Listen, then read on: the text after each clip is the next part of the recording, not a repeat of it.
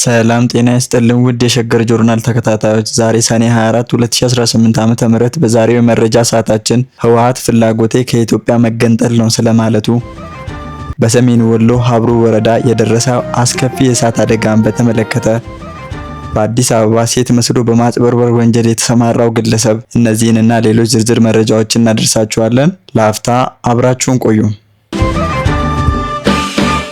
በኢትዮጵያ ምድር ለዓመታት የዘለቀውና የወንድማማቾች እርስ በርስ እልቂት የሆነው ትርጉም የለሽ ጦርነት ዛሬም በስልጣን ጠመኛ ፖለቲከኞች ፍላጎት ሳቢያ ዳግም ጦርነት ሊቀሰቀስ እንደሚችል የሚያሳዩ የክስ ናዳዎች እየተሰሙ ነው።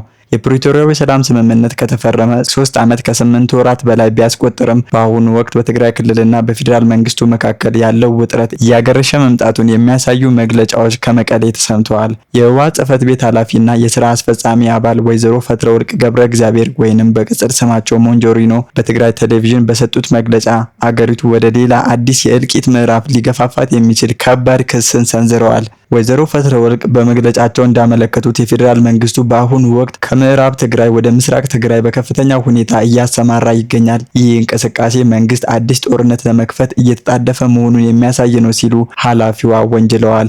እንደ ህወሓት አባባል በቅርቡ የተኩስ አቁም ስምምነቱ ተጥሶ በትግራይ ህዝብ ላይ የድሮን ጥቃቶች የተፈጸሙ ሲሆን አሁንም በበጀት በነዳጅና በሌሎች መሰረታዊ ሸቀጦች ላይ ሁለንተናዊ ክልከላ በማድረግ በህዝቡ ላይ ስልታዊ ጫናዎች እየቀጠሉ ነው ብለዋል። በስልጣን ላይ ያለውና ብሔራዊ ክህደት ፈጽሟል ያሉት ቡድን ጸረ ሰላም በማለት የፈረጁት ኃላፊዋ ዓለም አቀፉ ማህበረሰብ በብልጽግና ስርዓት ላይ ግፊት እንዲያደርግ በተደጋጋሚ ቢጠየቅም ምላሽ አለማግኘታቸውን ገልጸዋል።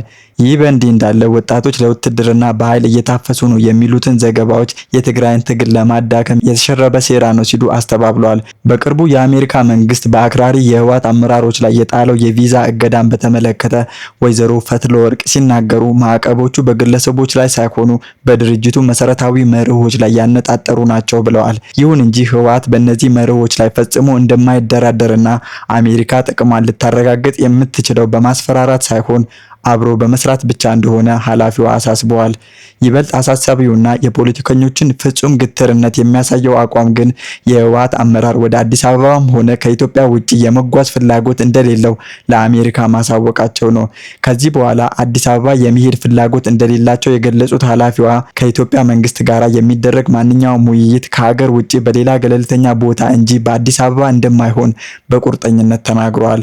የትግራይ ህዝብ ጥያቄ ራስን በራስ የማስተዳደር እና የራስን ዕጣ ፈንታ በራስ የመወሰን መሆኑን በመጥቀስ በአውሮፓ ህብረት በኩል ትግራይ ውስጥ ትይዩ ምክር ቤት ተቋቁሟል ተብሎ የተሰራጨው መረጃ ሐሰት እንደሆነና ያለው አንድ ህጋዊ ምክር ቤት ብቻ እንደሆነ አስታውቀዋል። ይህ ከመቀሌ የተሰማው መግለጫ የፖለቲካ ሊቃኑ አሁንም የራሳቸውን ስልጣንና ክብር ለማስቀጠል ሲሉ አገሪቱን ወደ ከፋ መከራ ለመክተት ዝግጁ መሆናቸውን ያሳየ ሆኗል። አንዱ አካል ሌላውን ጸረ ሰላም እያለ በሚወነጅልበት፣ ሌላው ወገን ደግሞ በኃይልና በትርምስ ሀገሪቱን ለመግዛት በሚሞክርበት በዚህ አውዳሚ የፖለቲካ ቁማር ውስጥ ትልቁን ዋጋ እየከፈለ ያለው ያው ምስኪኑ የኢትዮጵያ ህዝብ ነው። የዋጋ ግሽበት፣ መፈናቀል፣ ረሃብና የዕለት ተዕለት ህይወት ዋስትና ማጣት ህዝቡን አጎሳቅሎታል።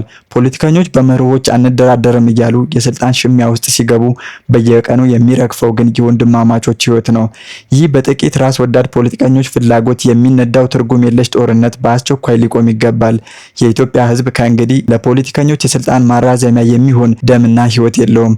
የቃላት ጦርነቱና ወታደራዊ ትንኮሳው ቆሞ ሰላምና የህዝብ ደህንነት ቅድሚያ ሊሰጠው ይገባል። በትናንትናው ዕለት በሰሜን ወሎ ዞን በሀብሩ ወረዳ ልዩ ስሙ ሶዶማ ወይንም ድሬ ሶቃ ተብሎ በሚጠራ አካባቢ በቀበሌ 23 ቃስማ ጎጥ ላይ የደረሰው ድንገተኛና አሰቃቂ የእሳት አደጋ መላውን የሀገራችንን ህዝብ ልብ የሰበረና እጅግ አሳዛኝ ክስተት ሆኖ አልፏል። ትናንት ሰኔ 23 2018 የደረሰው ይህ አስከፊ አደጋ በአካባቢው የሚኖሩ ከ50 በላይ የሚሆኑ የአርሶ አደሮችን መኖሪያ ቤቶች ሙሉ በሙሉ ወደ አመድነት ቀይሮታል። የእሳቱ መነሻ መንስኤ እስካሁን በውል ባልታወቀ ሁኔታ ተቀስቅሶ በአጭር ጊዜ ውስጥ ወደ ተለያዩ የመኖሪያ መንደሮች በመስፋፋቱ የአካባቢው ማህበረሰብ ንብረቱን፣ ሰብሉንና ጥሪቱን ለማዳን እንኳን እድል ሳያገኝ ቀርቷል። በቪዲዮ ላይ እንደሚታየው በአካባቢው ያሉ ባህላዊ የሳር ቤቶች በጥቁር ጭስና በታላቅ ነበልባል ተውጠው ሲወድሙ ማየት ማንኛውንም ሰብአዊ ፍጡር የሚያስቆጭ ነው።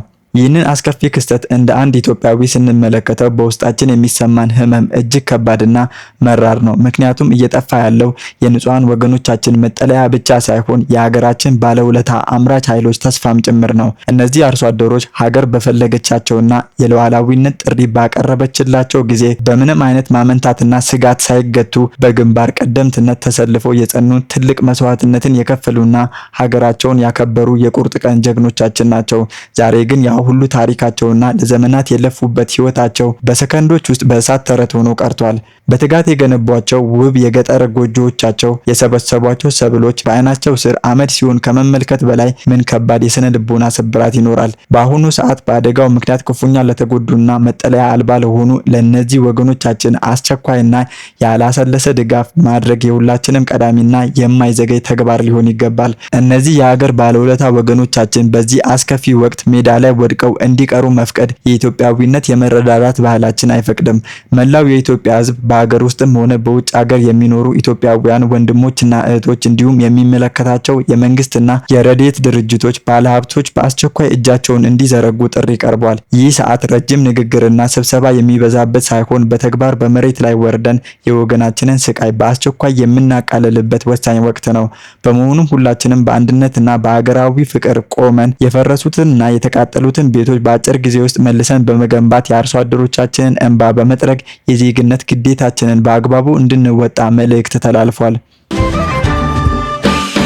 በአዲስ አበባ ከተማ የማህበረሰቡን ሰላምና ማህበራዊ እሴቶች አደጋ ላይ የሚጥሉ የወንጀል ድርጊቶችን ለመከላከልና ለመቆጣጠር በሚደረግ ቀጣይነት ያለው ጥረት በሴት መልክና አልባሳት ማንነቱን በመለወጥ መጠነ ሰፊ የማጭበርበር ተግባር ሲፈጽም የነበረ ተጠርጣሪ በፖሊስ ቁጥጥር ስር መዋሉ ተረጋግጧል። ይህ በባህላዊ እሴቶቿና በሀገር በቀል ስነ ምግባሯ ለዘመናት የምትታወቀው ኢትዮጵያ ውስጥ እንግዳና ለማህበረሰቡ የሞራል ልዕቀት ባዕድ የሆነ የወንጀል ድርጊት የተፈጸመው በዋና ከተማዋ አዲስ አበባ ጉለሌ ክፍለ ከተማ ወረዳ 5 ልዩ ስሙ አስኮ መናኸሪያ ተብሎ በሚጠራ አካባቢ ነው። ተጠርጣሪው ጀማል አነስ የወንጀል ተግባሩን ለማሳለጥ የሴት አልባሳትን፣ ዘመናዊ የሴት ዊግ፣ ሁማን ሄር እንዲሁም የተለያዩ ጌጣጌጦችን በመጠቀም ሙሉ በሙሉ ሰው ሰራሽ የሆነ የሴት ማንነትን በመላበስ በአካባቢው ሲንቀሳቀስ እንደነበረ የፖሊስ መዝገብ ያስረዳል። በኢትዮጵያ ባህልና ስርዓት ውስጥ ሴቶች ያላቸው ማህበራዊ ክብርና ትህትና፣ የአነጋገር ዘይቤና የአለባበስ ስርዓት የራሱን የሆነ መለያ ያለው ነው።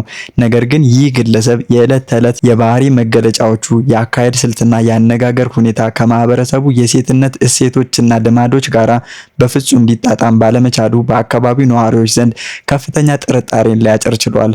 በመሆኑም ነዋሪዎች የዚህን ግለሰብ አጠራጣሪ ሁኔታ በትዕግስትና በትኩረት በመከታተል ሳይዘገዩ ለህግ አስከባሪ አካላት ተገቢውንና ወቅታዊውን ጥቆማ አቅርበዋል። ይህ አይነቱ የህዝብ ንቃትና ማህበራዊ ኃላፊነት የመወጣት ልማድ ወንጀልን አስቀድሞ ለመከላከልና የአካባቢን ደህንነት ለማስከበር ያለው ጉልህ ሚና በግልጽ ያሳየ ክስተት ሆኗል። የደረሰውን አስተማማኝ ህዝባዊ ጥቆማ መነሻ በማድረግ የጉለሌ ክፍለ ከተማ ፖሊስ ዋና መምሪያ የወንጀል መከላከልና ምርመራ ክፍሎች ባደረጉት የተቀናጀና ፈጣን ክትትል ተጠርጣሪውን ግለሰብ በቁጥጥር ስር ማዋል ተችሏል። ግለሰቡ በቁጥጥር ስር ከዋለ በኋላ በክፍለ ከተማ ፖሊስ መምሪያ በኩል በተደረገ ጥንቃቄ የተሞላበት አካላዊ ፍተሻ ሙሉ በሙሉ ወንድ መሆኑ የተረጋገጠ ሲሆን የለበሰው የሴት ማንነት ሰዎችን ለማታለልና የወንጀል ድርጊትን ለመፈጸም የተጠቀመበት ሐሰተኛ ጭንብል ብቻ እንደነበረን ታውቋል። ፖሊስ ምርመራውን ይበልጥ በማጠናከር ከተለያዩ የአይን ምስክሮች ቃል የተቀበለ ሲሆን ከተጠርጣሪው የግል ሞባይል ስልክ ላይ የተገኙ በርካታ የዲጂታል ማስረጃዎች ግለሰቡ ከዚህ ቀደም በተመሳሳይ መንገድ የሴት አልባሳትን ለብሶ ተኳኩሎና ተውቦ የተነሳቸው ፎቶግራፎችንም ይፋ አድርጓል። ይህ ሁኔታ የሚያሳየው ድርጊቱ በድንገት የተፈጸመ ሳይሆን ማህበረሰቡ ለሴቶች ያለውን እምነት፣ ርህራሄና ልዩ ክብር መነሻ በማድረግ ሆን ተብሎ የታቀደና ሰዎችን በገንዘብም ሆነ በሌላ መንገድ ለመበዝበዝ የታቀደ ስልታዊ ወንጀል መሆኑን ተገልጿል። የአዲስ አበባ ፖሊስ ይህንን አሳዛኝና ከባህል ያፈነገጠ ድርጊት አስመልክቶ ባወጣው መግለጫ መሰል ከኢትዮጵያ መልካም እሴቶችና ስነ ምግባር ውጪ የሆኑ የአለባበስና የባህሪ መዛባቶች ከጊዜ ወደ ጊዜ ለተለያዩ ውስብስብ የወንጀል ተግባራት ማታለያና መሸሸጊያነት እየዋሉ መሆናቸውን በከፍተኛ ስጋት አስታውቋል። በመሆኑም መላው የከተማዋ ነዋሪ በማንኛውም ማህበራዊ፣ ኢኮኖሚያዊ መስተጋበር ወቅት ከፍተኛ ጥንቃቄ እንዲያደርጉ ፖሊስ ጥብቅ መልእክት አስተላልፏል። በተለይም በተለይም በህዝብ መናኸሪያዎችና በተለያዩ የንግድ ቦታዎች ላይ የሚደረጉ ግንኙነቶችን በጥንቃቄ መመርመር እንደሚገባና እንደዚህ አይነት ከባህልና ከህግ ውጪ የሆኑ አጠራጣሪ ድርጊቶችን ሲመለከቱ ያለምንም መዘግየት ለቅርብ ፖሊስ ጣቢያ ወይንም በነፃ የስልክ መስመሮች ጥቆማ በመስጠት የበኩላቸው ማህበራዊ ኃላፊነት እንዲወጡ ፖሊስ ጥሪውን አቅርቧል። ውድ አድማጭ ተመልካቾቻችን ለዛሬ ያሰናዳንላችሁ መረጃዎቻችን እኚህን ይመስሉ ነበር። አብራችሁን ስለቆያችሁ ከልብ እናመሰግናለን።